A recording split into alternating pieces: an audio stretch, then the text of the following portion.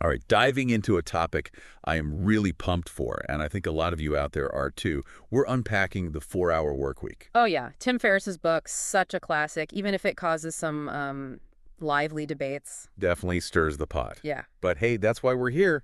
Hype aside, are there golden nuggets in there? We're on a mission to find out. We've got key excerpts prepped and ready. What's so interesting is Ferriss doesn't lead with the usual business stuff, you know? He jumps straight into this whole new rich idea. Right, and not about being a gazillionaire, which honestly, who even needs that much? Right? It's been done. Ferriss even tells that story. He was making, what, like 70 grand a month, but working himself ragged. Yeah. Successful on paper, but miserable. Yeah, it's this classic trap. Delay, delay, delay work until you're 62, then you live. But Ferriss flips the script. He says the new rich, they're building their dream life now. Time and freedom, that's their luxury. Which is so appealing. But then that fear kicks in, that what if that keeps us stuck. Ferriss tackles that head on with the nightmare scenario. Have you experimented with that? I have. It's actually way more effective than it sounds. He's not saying throw caution to the wind. It's about facing those fears strategically. So walk us through it. What's step one? You're defining your nightmare. What's the worst that could happen if you actually went for it? Really get specific. Then you analyze, like, the real impact, what are the actual odds, and could you recover? Usually it's not as bad as our minds make it seem.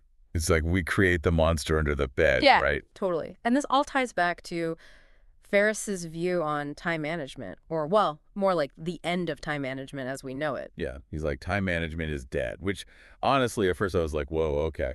But he's onto something. He's saying traditional time management, it often turns into glorified busy work. What we need is priority management. He even has frameworks deal for entrepreneurs and DLA for employees. So deal, Dele. Yeah. Break it down for us. How do those actually work? Both involve defining, eliminating, and liberating, just in a different order depending on your situation. But let's say you're drowning in emails, right? Elimination could be unsubscribing from everything. Then automation, set up filters so your top clients go to a VIP folder you check first. Oh, I like that. Instant organization. It's like that Ferriss story, acing the college paper by pulling an all-nighter. It wasn't about more work. It was pure focus on what mattered when he had no other choice. Exactly. Classic Pareto principle 80-20 rule. You pinpoint the 20% that gets you 80% of the results and ruthlessly cut or delegate the rest. Imagine if you could achieve 80% of your work in 20% of the time. What would you even do with all that free time? The possibilities. But before we go full-on daydream mode, Ferriss has another, shall we say, unique idea, the low information diet. This one really caught my eye. It does sound extreme, right? But it's more nuanced than it seems at first. He's not promoting ignorance. It's about mindful consumption. Instead of endless social media scrolling, what if you dedicated, say, 30 minutes to a deep dive article that's directly relevant to your career goals? Okay, so it's about quality over quantity and being intentional with where that information comes from. Makes sense. Exactly. And on that same note, controlling our time and focus, Ferriss is all about batching for maximum efficiency. Which just makes sense for our brains, right? Yeah. We're not meant to be constantly switching gears. It's about grouping similar tasks together, minimizing that mental context switching. Checking email just twice a day, for example. Think of all the time and mental energy you save when you're not interrupting your flow every few minutes. It's like you create these pockets of deep focus, which ultimately has to be better for productivity. And on that note of protecting your time, Ferriss is huge EE on the power of saying no. Oh, absolutely. It's not about being negative, it's about setting boundaries, being strategic. He gives the example of empowering his customer service team to handle things without needing his input every time. Delegation at its finest.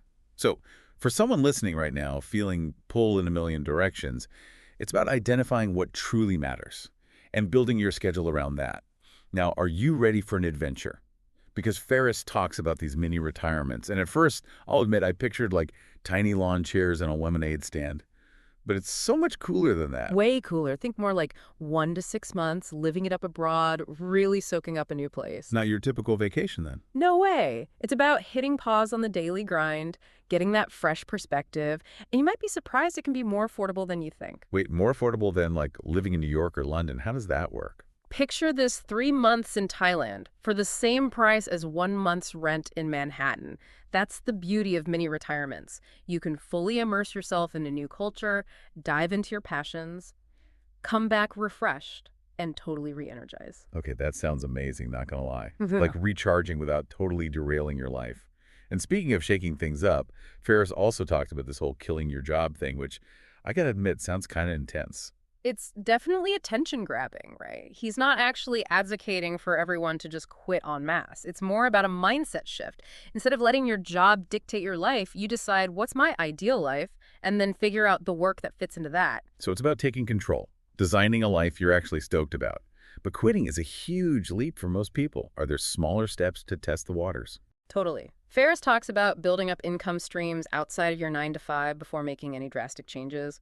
Side hustle, anyone. Or maybe negotiate a remote work situation. Baby steps towards that dream life. Having a plan, not just jumping ship on a whim. Smart. Now, Ferriss also has this whole thing about service, which I don't know about you, but I immediately think like volunteering at a soup kitchen, which is great, but he seems to have a broader view. Yeah, he does. He defines it as doing anything that improves life beyond just your own little bubble. And that can look like a lot of things. Mentoring someone in your field, sharing your skills, even starting a business that tackles a problem you really care about. So it's about finding what lights you up and then figuring out how to use that to make a difference. Exactly. Finding that sweet spot where your passions meet a real need in the world. Now, this all sounds fantastic in theory, but does it actually work? Have you seen people put these principles into practice and actually see results? Oh, absolutely. There are tons of stories of people who've used these 4-hour work week ideas to create their dream lives. I read about this musician in Germany totally burnt out on the whole music industry grind.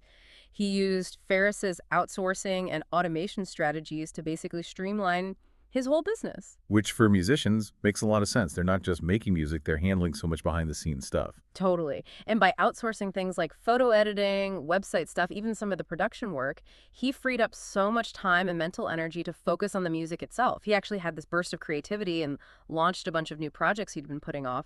That's awesome. It proves it's not just for one type of person or career path. It's about figuring out what's holding you back and then hacking your way around it. Any other examples? I'm hooked on these stories. All right, how about this?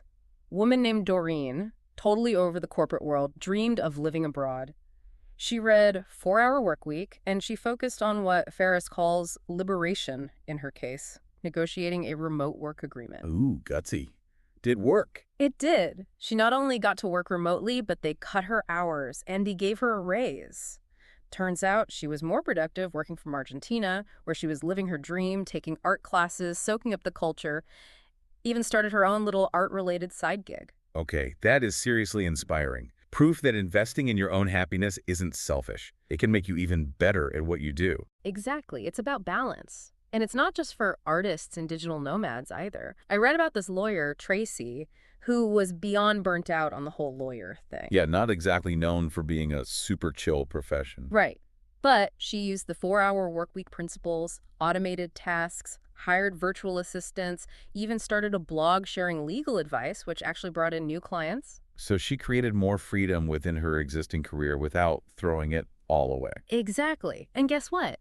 She ended up negotiating a remote situation, moved to Buenos Aires, and is now living her best life, taking tango lessons when she's not being an awesome lawyer. It's about getting creative, you know? There's always a way. These stories are awesome. But it's worth noting, the 4-Hour Workweek isn't a magic wand. What works for one person might not work for everyone, right? Totally. And Ferriss is very clear about that. It's about taking these ideas, seeing what resonates with you, and then adapting them to your own life. Experimentation is key. He's very open about his own missteps along the way, which honestly makes him even more relatable. For me, the big takeaway is that whole emphasis on defining your ideal lifestyle. It's not just about working LS, it's about a life you actually love. It's true. He goes beyond just productivity hacks. He wants people to dig deep, figure out what truly matters to them, relationships, health, adventure, and then gives them tools to turn those dreams into reality. He even has that whole dreamlining thing, right? Yeah. Like a roadmap for designing your dream life. Exactly. Setting intentions, figuring out your priorities, and then breaking down those big, scary goals into smaller, manageable steps. It's like taking control instead of letting life just happen to you, right? Huh. But Ferriss also gets into some stuff that could be a little, I don't know, controversial. Like he's big on outsourcing, which always seems to get people talking. Yeah, it's definitely something to think through carefully.